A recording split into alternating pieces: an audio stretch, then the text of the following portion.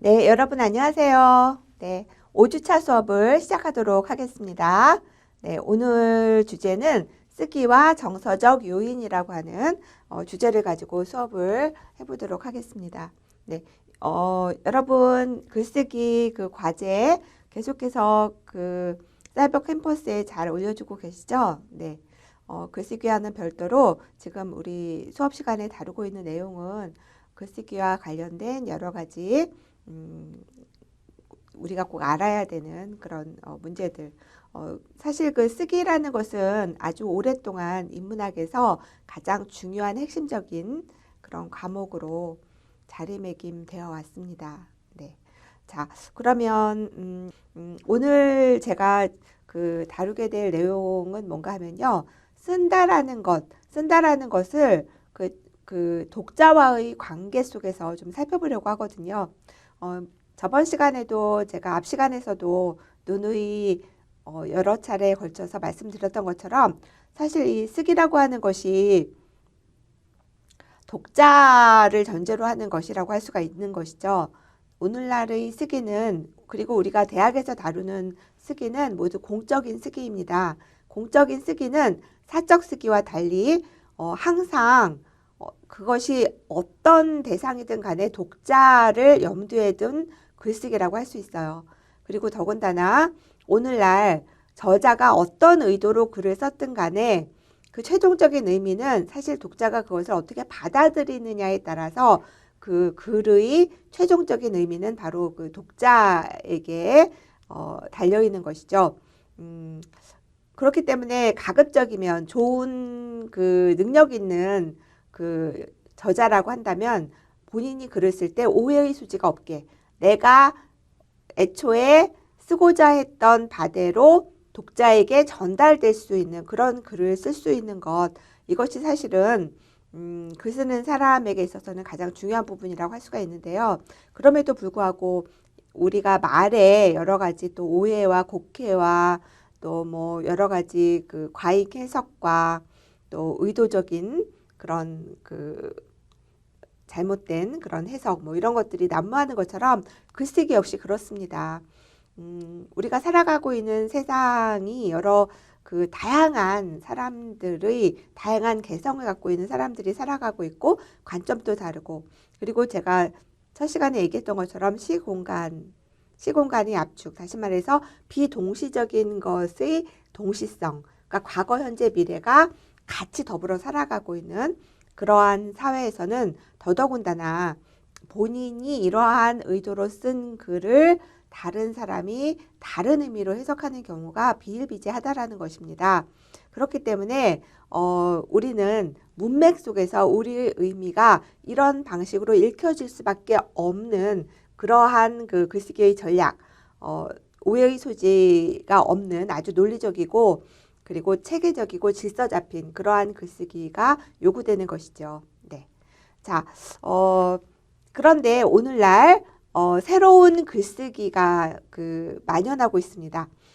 과거에는 그 글쓰기 양식, 글쓰기의 목적 뭐 이렇게 얘기를 하면 보통 정보 전달을 위해서 다른 사람을 이해시키기 위해서 글을 쓰거나 아니면 다른 사람을 설득하기 위한 글쓰기 그리고 어떤 사람에게 일의 진상이 어떻게 되었는지 이야기를 들려주기 위한 글쓰기 그리고 또 어떤 감동을 전달하거나 그 자신의 정서를 이제 표현하기 위한 글쓰기 뭐 이런 식으로 글쓰기의 목적이라고 하는 것이 분명히 존재했는데요. 사실 오늘날에는 그냥 쓰고 싶으니까 쓰는 그런 글쓰기가 있어요. 이건 특별한 어떤 목적이 있는 것이 아니라 말하자면 그 무목적성의 목적성이라는 이제 뭐 칸트의 그 거창한 그 개념을 끌어오지 않는다 하더라도 글쓰기 자체가 재밌으니까 쓰게 되는 것이죠. 쓰고 싶으니까 쓰는 거예요. 쓰고 싶으니까 쓰는 것. 다시 말해서 과거의 문학이라고 한다면 이렇게 그 초, 중, 고, 대학에서도 이 문학을 가르치지 않습니까? 그만큼 문학이라는 것이 뭔가 효용성이 있고 사회적으로 가치가 있는 그런 학문이라는 인식이 그 밑에 깔려 있는 것이죠. 게임을 학교에서 가르치지는 않지 않습니까? 물론 뭐 게이머를 양성하는 그런 그 특성화된 그런 학교가 아니라면 그 전 국민을 대상으로 해서 모든 국민들이 알아야 되는 기본적인 교양으로서 그 문학은 분명 하나의 과목으로 그 가르침의 대상이 되고 있고, 또 대학에서도 문학을 전공까지 하고 있으니까 분명히 그 하나의 근대 학문으로서 가치를 인정하고 있다라는 것이죠. 그런데 그러던 것이 가라타니 고진이라고 하는 일본 학자가 근대 문학의 종언이라고 하는 그 책에서 이제 그 문학의 효용 가치의 시대는 지났다라고 이야기를 합니다. 과거에는 여러분 그 뭐 이육사라든지 윤동주라든지 많은 그런 사람들이 민족의식을 고취시키고 또 그 저항 시인이라고 해서 김수영이나 신동엽 그리고 이런 사람들이 그 독재 정권에 맞서서 그런 그 펜으로 그 펜이 사실은 그 칼보다 더 힘이 세다라고 하지 않습니까? 그래서 그 문학이 분명 그 사회에서 차지하는 그런 여러 가지 역할들이 있었다라는 것이죠. 네, 뭐 계몽의 그런 역할도 있었고, 그 다음에 권력을 비판하는 그런 비판자로서의 그런 역할도 있었고, 그 다음에 사회적 약자, 소수자, 사회에서 소외된 그런 사람들의 실상을 널리 알림으로써 그런 사람들에 대한 어떤 인권을 그 대변해주는 그런 역할도 분명히 있었습니다. 그리고 우리 사회의 여러 가지 부조리한 면들, 이런 우리 사회의 치부들 이런 것들을 그 작품 활동을 통해서 드러냄으로써 우리 사회를 좀 더 건강한 사회로 갈 수 있게끔 그렇게 그 치유해주는 그런 역할도 결과론적으로 문학이 했던 부분 중에 아주 중요한 그 역할이라고 할 수가 있겠죠. 그런데 언제부턴가 정확하게 얘기하면 80년대 후반 정도부터 새로운 문학이 등장하기 시작합니다. 그것을 이제 오타쿠 문화다라고 이야기를 하는데요. 그 오타쿠라는 말은 지금 많이 사용되고 있죠. 네, 순전히 그냥 재미를 목적으로 그 문학에 이제 더 이상 우리에게 사회적인 어떤 기능이나 역할로서 요구되는 것이 아니라 우리가 게임도 하고 또 뭐 여행도 하고 또 쇼핑도 하고 이런 것들이 우리의 여가를 즐기는 그 여가의 일종이지 않습니까? 그러니까 문학 역시 하나의 엔터테인먼트적인 요소, 오락적인 기능, 우리가 여가를 보내는 한 그 방법 중에 하나가 이제 책을 읽는 것으로 그렇게 그 책 읽기라고 하는 것이 기존에 가지고 있었던 그런 여러 가지 교양이라고 하는 그러한 그 껍데기, 그러한 거기에 부과됐던 기능 이런 것들이 없어지고, 그러니까 순전히 그냥 재미를 위한 독서 그리고 재미를 위한 글쓰기 뭐 이런 것들이 등장하기 시작했다라는 것이죠.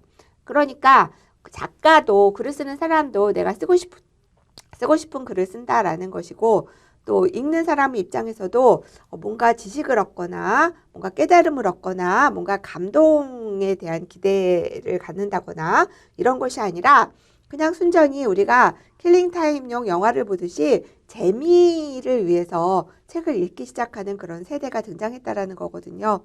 그래서 여가 시간에 책을 읽고 우리가 만화방에 가서 만화를 보는 것처럼 이제 본격 문학도 그리고 그 진지한 그런 그 작가들의 글도 그렇게 이제 재미로 읽기 시작하는 그러한 시대가 도래를 했는데요. 그런 그런 문화를 이제 오타쿠 문화라고 이야기를 합니다.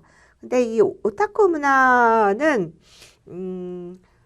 거기 나와 있는 것처럼 이제 만화, 애니메이션, 게임, 그다음에 뭐 SF나 또 피규어 이런 서브컬처에 탐닉하는 그런 사람들을 일컫는 그런 말입니다. 오타쿠라는 말은요. 그러다가 이 말이 그 오늘날에는 그 가볍게 문학이나 예술을 그냥 그 취미처럼 이렇게 소비하는 그러한 사람들의 문화를 이제 오타쿠 문화라고 그렇게 좀 의미가 확장되어서 사용되고 있는 것이죠. 네.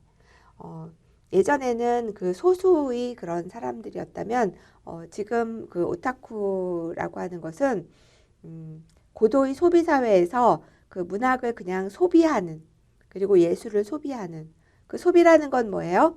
자기가 자신 어떤 그 욕망의 어떤 부분을 그 대상이 충족시켜 주기 때문에 그것을 소비한다라는 것이죠. 네. 그러니까 그 소비의 대상으로서의 문학, 소비의 대상으로서의 어떤 독서 이런 것들이 사실은 그 오타쿠 문화의 그 일반적인 그런 그 의미라고 할 수가 있습니다. 네. 한국 사회에서도 이러한 그러니까 처음 일본에서 시작이 됐는데 한국 사회에서도 오늘날 이제 이러한 그 오타쿠 문화가 수용됐고 또 많은 젊은이들이 젊은이들뿐만 아니라 우리 사회에서도 이 오타쿠 문화가 일반화되지 않았나 하는 생각을 해봅니다. 저도 그 영화를 볼 때 예전에는 보고 싶은 영화 그리고 좀 기대작들 뭐 이런 거 위주로 봤다면 요즘에는 심심해서 보는 영화들도 되게 많고요. 그런 것들은 기대가 그냥 재미죠, 재미. 그리고 또 어떤 때는 전혀 그 영화에 대한 기대가 없이 그 배우 때문에 그 배우를 보려고 영화를 선택하는 그런 그 경우도 있습니다. 이처럼 그 오타쿠 문화라는 것은 아무 그 문학이 기존에 가지고 있었던 권위, 문학이 기존에 가지고 있었던 사회적인 어떤 역할 이런 것들과는 무관하게 문학을 순전히 그 소비의 차원, 그 뭔가 그 엔터테인먼트의 차원에서 받아들이는 그런 그 경향을 일컫는 개념이라고 할 수가 있습니다. 자, 그러면 이러한 그 오타쿠 문화를 어떻게 이해를 해야 될 것인가라는 건데요. 가라타니 고진이 그 근대문학의 종언이라는 책에서 이야기하고 있는 것은 과거에 근대문학이라고 하는 것은 분명히 일반 국민들을 계몽시키는 역할, 아까 말씀드린 것처럼 또 그 한 사회가 가지고 있는 여러 가지 모순이나 부조리함, 그리고 우리가 나아가야 될 미래 사회의 바람직한 모습에 대한 전망, 그리고 특정 사회가 숨기고 싶어하는 그러한 치부들, 이런 것들을 과감하게 드러냄으로써 우리 사회가 지금 얼마만큼 병들어 있는가, 그리고 이러한 병을 치유하기 위해서는 어떤 방향으로 나아가야 되는가, 이런 것들에 적극 개입하는 그러한 문학이었었거든요. 여러분 그 김유정의 그 작품들을 보면 김유정의 작품 중에 뭐 그 여러 작품들이 있습니다만 찢어지게 가난한 그런 그 사람들의 이야기, 뭐 만무방이나 뭐 이런 작품들 한번 생각을 해보세요.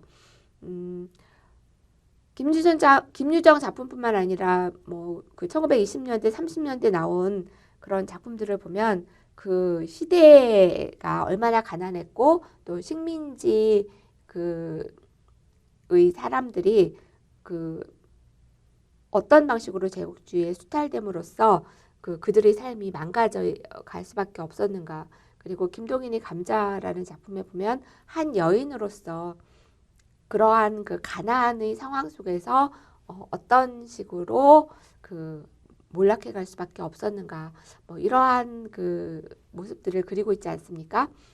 단순히 가난하고 그 처참한 삶의 모습만 그리는 것에서 그치는 것이 아니라 그것은 그 사회 구조의 여러 가지 그 부조리함, 그리고 그 사회가 얼마나 지금 현재 열악한 그 상황에 처해 있는가, 뭐 이런 것들을 이제 보여주는 것이기도 하죠. 의젠느 슈라고 하는 이제 프랑스 작가가 있는데요. 그 작가는 사실은 굉장히 잘 사는 귀족 계층에 속하는 사람이에요. 그런데 당시에는 뭐 매스컴이 있는 것도 아니고 그러니까, 그리고 사람들이 부자와 가난한 사람들이 살아가는 공간도 분명 딱 서로 다른 공간에 살고 있기 때문에 부자들은 찢어지게 가난한 사람들을 만날 기회가 없어요. 가난한 사람들은 부자들을 볼 기회가 없어요. 그러니까 서로 그 공간이 완전히 분리가 되어 있으니까. 그런데 이 의제느 씨가 어느 날 우연히 아주 가난한 사람들의 집에 초대를 받아서, 초대라기보다는 아주 우연한 기회에 그 가난한 사람의 집에서 한 끼 식사를 그 먹게 됐던 그런 우연찮은 경험을 하게 되죠. 그러면서 너무나 충격을 받게 되고 그것을 토대로 해서 가난한 사람들의 이야기를 쓰기 시작합니다. 근데 그것이 당시 프랑스의 이제 대중문학의 출발을 알리게 되는 정말 획기적인 그런 엄청난 그 성공을 이루게 되는 것이죠. 근데 여러분 그 당시에 문맹률이 상당히 높았잖아요. 그러니까 그 책이 많이 팔렸다라는 것은 가난한 사람들이 자신들의 이야기를 사서 읽은 것이 아니라 부자들이 가난한 사람들의 이야기를 사서 읽은 것이거든요. 그건 뭔가 하면은 가난한 사람들은 그 먹고 사느라고 뭐 책을 읽을 시간도 없을 뿐만 아니라 글자도 몰라요. 근데 부자들은 가난한 사람들이 살아가는 모습이 너무나 신기한 거죠. 그래서 그 의제느 씨의 대표적인 뭐 그 작품들은 보면은 그 가난한 사람들 그 이야기를 이제 주된 소재로 하고 있습니다. 그것을 재미로 소비를 했다라는 거예요. 부자들이. 네.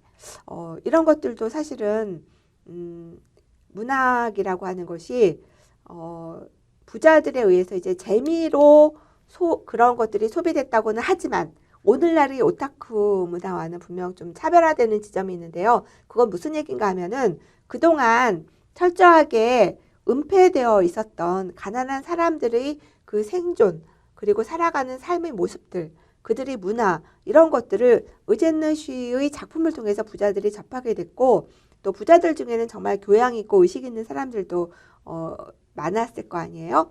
그런 사람들에 의해서 이런 사회 변화의 필요성 이런 것들을 많이 그 인식하게끔 해주는 그런 계몽적인 그 역설적이지만 이제 계몽적인 그런 그 효과를 발휘했다라고 합니다. 그래서 의제느 씨가 있었기 때문에 바로 그 시민혁명 프랑스의 그런 시민혁명이 가능하지 않았겠는가. 마찬가지로 그 레미제라블 같은 작품도 사실은 그 프랑스 혁명에 직간접적으로 큰 영향을 미친 그런 작품이었다고 할 수가 있겠죠. 네. 이처럼 근대 문학은 항상 정치라는 것이 현재의 삶을 보다 나은 방향으로 개선시키는 일체의 모든 활동을 정치적인 것이다. 정치다라고 우리가 이 정치의 개념을 좀 더 넓게 해석을 한다면 이거는 이제 아리스토텔레스가 정의한 정치의 개념입니다. 그러니까 정치는 정치인들이 하는 것이 정치가 아니라 정치의 그 아리스토텔레스가 처음으로 이야기한 정치의 본래적인 의미라는 것은 무엇인가 하면 현재 우리의 삶을 보다 개선시키는 보다 향상시켜 나가는 일체의 공적인 활동을 정치라고 본 것이죠. 그러니까 일종의 그 일산화탄소를 줄이자라고 하는 그러한 그 말, 연설 이런 것들도 정치적인 행위라고 할 수가 있는 것이고요. 나아가서는 내가 전기차나 수소차로 차를 바꾸는 행위도 사실은 기후 변화에 대해서 나름 내가 좀 더 개선된 현실을 지향하기 위한 작은 실천이기 때문에 그것도 정치적인 선택이고 정치적인 행위로 볼 수가 있는 것입니다. 그런 측면에서 봤을 때 문학이라는 것은 항상 현재보다 더 나은 삶을 지향해 가는 그러한 역할을 한 사회 안에서 늘 해왔다라는 것이죠. 이것이 바로 가라타니 고진이 이야기하는 근대문학이었는데요. 이제 이러한 근대문학이 한 사회에서 맡았던 그런 역할을 더 이상 맡지 않게 됐다라는 거예요. 그게 바로 문학의 종언이 아니라 근대 문학의 종언이라는 거예요. 그러면서 그 이후의 문학을 근대 이후의 문학을 포스트 모던 문학이다라고 이야기를 합니다. 포스트 모던 문학. 네. 그 근대 이후의 문학. 이 포스트 모던 문학은요. 그래서 굉장히 가볍고 자서전적이고 자기가 쓰고 싶은 글을 쓰니까 아무래도 여러분이 쓰고 싶은 글은 어떤 글이에요? 제일 먼저 아마추어들은 자기 얘기부터 시작을 하거든요. 그래서 그 80년대 이념의 시대가 끝나고 한국에서도 80년대 후반부터 바로 이러한 포스트 모더니즘의 그러한 문학이 그 포문을 열게 되는데요. 그 당시에 쏟아져 나온 것이 바로 자전적인 그런 자기 이야기를 쓰는 자전적인 그런 소설들이 막 쏟아져 나옵니다. 영화도 마찬가지고요. 네. 그래서 그 오늘날의 시대는 이렇게 문학이 사회 정치적인 그러한 역할로부터 무한히 자유로워진 그렇기 때문에 문학은 무엇도 될 수 있는 거예요. 그 어떤 것도 될 수가 있는 거죠. 바로 그러한 사회적인 역할과 그리고 사회적으로 사람들이 기대하는 그러한 그 문학에게 더 씌워졌던 그런 책임 이런 것으로부터 홀가분해진 이러한 문학은 무한히 그래서 그 포스트 모더니즘 문학이 유행하면서 나온 것이 이제 마강수, 장정일 이런 사람들이 작품이 등장할 수 있었던 배경이 바로 그건데요. 고 마강수 교수의 그러한 작품은 그 80년대 후반 90년대에 상당히 파문을 일으켰던 작품이고요. 아직까지도 유교적인 전통이 강했던 한국 사회에서 그리고 문학은 문학다워야 된다. 여기서 문학답다라는 것은 근대 문학을 염두에 둔 것이라고 할 수가 있는데요. 문학이 문학다워야 되는데 마강수의 작품 예를 들어서 나는 야한 여자가 좋다라는 그런 제목의 그 소설을 쓰신 적이 있고요. 또 가자 장미여관으로 이런 작품을 통해서 상당히 그 포르노에 가까운 그리고 자기 욕망에 아주 솔직한 그러한 그 작품을 썼어요. 그러니까 뭔가 문학이 문학다워야 된다라는 것은 문학이 뭔가 사회에 기여를 하고 교훈이 있어야 되고 재미도 있으면서 뭔가 그 인간을 탐구하고 그리고 우리가 살고 있는 사회에 대해서 문제를 제기하고 이런 것이 근대 문학이었다면 무한히 자유로운 거죠. 나는 야한 여자가 좋아. 그리고 그 여성들이 손톱에 패티시가 있어. 그래서 손톱이 긴 여자가 좋아. 막 이런 식의 그 내용들이 나온다라는 거예요. 당시로서는 상당히 충격적인 그런 작품으로 받아들여졌겠죠. 네. 그래서 사실은 이제 법정에까지 쓰셨어요. 외설이냐, 이것이 문학이냐, 외설이냐라고 해서 그 당시까지만 하더라도 80년대까지만 하더라도 우리나라에서 그 외설죄라는 것이 있었습니다. 예, 그래서 법적인 처벌을 받아요. 약간 그 오늘날의 그 음란한 사람들에게 가해지는 법적인 처벌 이것과 좀 유사한 그런 느낌이라고 할 수가 있겠습니다. 자, 그래서 그 오타쿠의 문화는 오타쿠라는 말 자체가 이미 일본 말이잖아요. 그래서 이 오타쿠들의 문화는 그 초창기에는 상당히 일본적인 이미지가 강했어요. 그 일본적인 이미지, 그러니까 예를 들어서 피규어 조형이라든지 지금도 어른인데 피규어 모으는 사람들 많잖아요. 저도 피규어를 되게 좋아하는데요. 너무 돈이 비싸가지고 많이 사지는 못하는데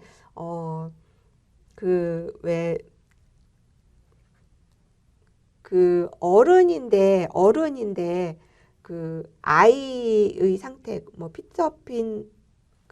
피터팬 증후군 이렇게도 이야기를 하기도 하고요. 네. 그다음에 어른인데 여전히 그 아이와 같은 그런 배트맨 그 옷을 입는다든지 또는 이렇게 피규어를 모은다든지 그리고 어떤 장난감을 수집을 한다든지 이런 사람들이 되게 많아요. 그러니까 보통 이런 사람들을 우리가 오타쿠라고 이제 많이 얘기를 하잖아요. 하나에 꽂히면은 계속 그거에 집중을 하고 이런 의미로 오타쿠라는 말이 초창기에는 많이 쓰였고요. 그리고 현재에는 이런 식의 오타쿠 문화가 이제 일본에만 한정된 것이 아니라 또 우리 한국에만 한정된 것이 아니라 전 세계적인 현상이 되고 있다라고 얘기할 수가 있습니다. 근데 그 오타쿠 문화를 우리가 그 전 세계적인 현상이라고 지금 이야기를 했잖아요. 그러면 이 오타쿠 문화를 제대로 이해하기 위해서는 그 최초의 오타쿠 문화는 어떤 것이었는가라는 것을 먼저 우리가 좀 정밀하게 이해할 필요가 있는데요. 왜냐하면 어떤 것에 대해서 우리가 잘 알기 위해서는 그것이 어떻게 해서 생겨났고 초창기의 원형적인 모습은 어떤 것이었는가, 그리고 그것이 그 시대 변화나 사회에 따라서 사회적인 맥락에 따라서 어떤 식으로 변화됐는가 이런 것들을 살펴보는 그런 통시적인 접근이 필요한데요. 먼저 오타쿠들의 그 문화는 일본의 애니메이션이 발달시킨 아주 독특한 미학이라고 할 수가 있습니다. 이미 그 오타쿠 문화는 그 미적인 것을 추구하는 그런 모든 그 전 세계적인 그런 그 많은 오타쿠들을 양산하고 있는 우리 시대에는 그 일반화된 그런 현상인데요. 그 오타쿠계 문화의 일본적인 특징을 좀 우리가 생각해 볼 필요가 있는데요. 그 오타쿠계의 그 일본 문화적인 특징이라고 한다면 아무래도 그 제2차 세계대전 이후에 그 미국의 소비 사회의 논리가 일본으로 들어오면서 거기에서 많은 영향을 받은 것이라고 할 수가 있습니다. 다시 말해서 그 미국의 소비 문화가 다시 일본으로 수용되는 과정에서 일본화한 것이라고 할 수가 있는 거죠. 일본화한 것. 일본화한 것이 바로 그 일본의 그 오타쿠 문화라고 할 수가 있습니다.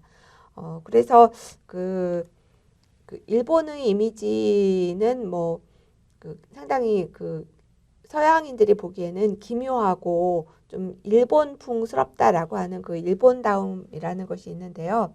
그 일본의 오타쿠들을 보면은 상당히 그 뭔가 괴기한, 기묘하고 그로테스크한 이제 그런 경향이 상당히 많거든요.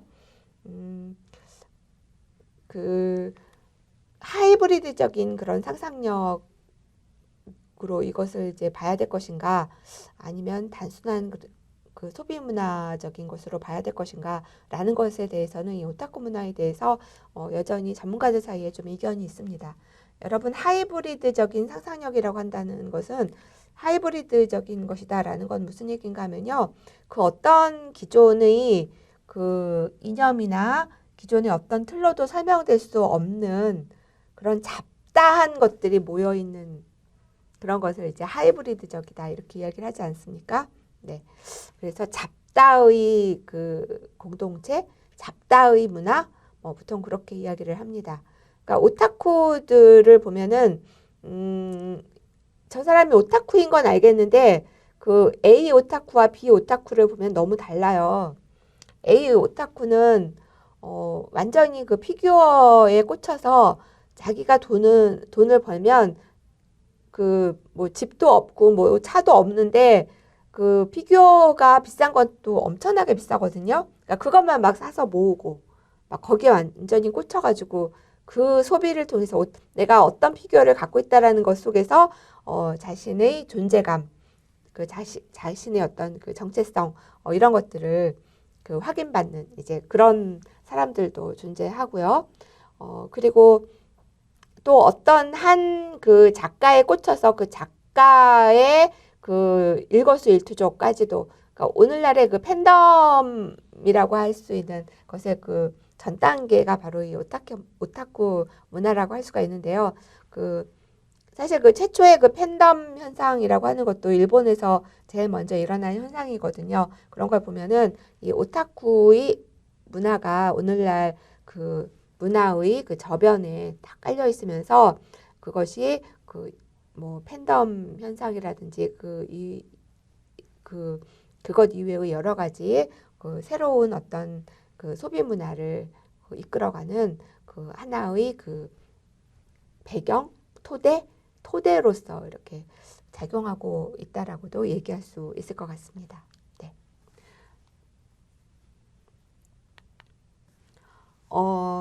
그 오타쿠 문화의 원류는 사실은 그렇기 때문에 그 미국이라고 할 수가 있는 거죠. 그러니까 미국의 그 오타쿠 문화, 이 소비 문화가 일본으로 와서 일본화한 것이라고 할 수가 있으니까요.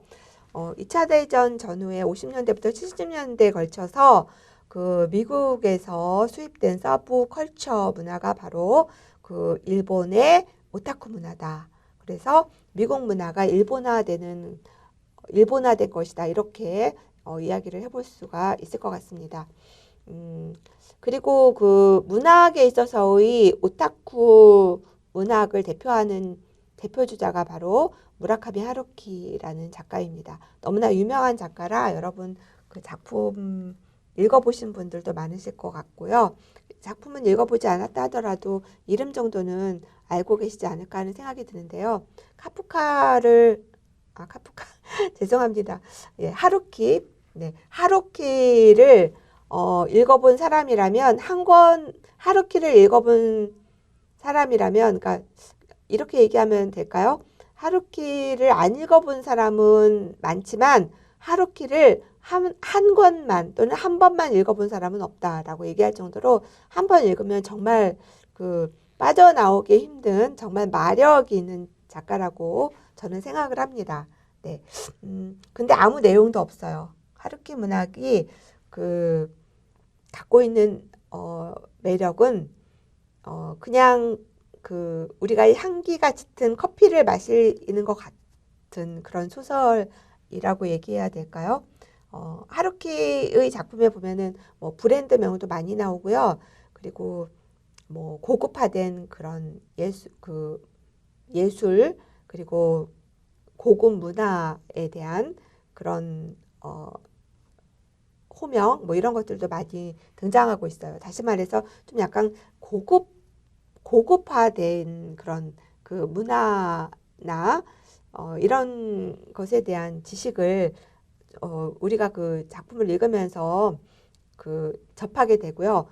뭐 우리가 처음 들어보는 그런 가수의 음악이나 이런 것들이 이렇게 열거가 된다든지 그의 음악을 뭐 듣고 있는 주인공의 모습 그리고 뭐 음식 그리고 하루키만이 갖고 있는 그런 독특한 그 분위기, 고급스러운 분위기 이런 것들이 주는 매력이 상당하죠. 네.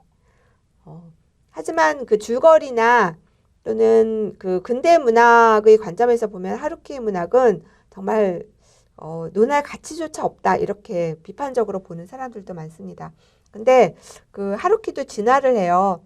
초창기의 하루키는 그랬는데 지금 성숙한 나이든 하루키의 문학은 상당히 그 근대 문학 정도는 아니지만 분명 그 문학성이라고 이야기했을 때 뭔가 인간의 그 감성을 건드리는 그리고 인간에 대한 뭔가 깊이 있는 그런 탐구라고 하는 그 문학 자체가 항상 해왔던 그러한 그 본영에 점점 가까이 가고 있는 것이 아닌가 그런 느낌이 들 때도 있거든요. 네.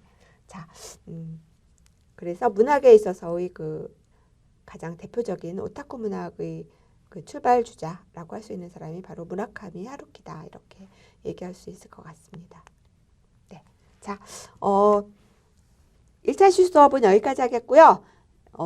그러면 2차 실수업에서 계속 이어가도록 하겠습니다. 예, 잠깐 쉬시고 2차 시에서 뵙도록 하겠습니다. 네.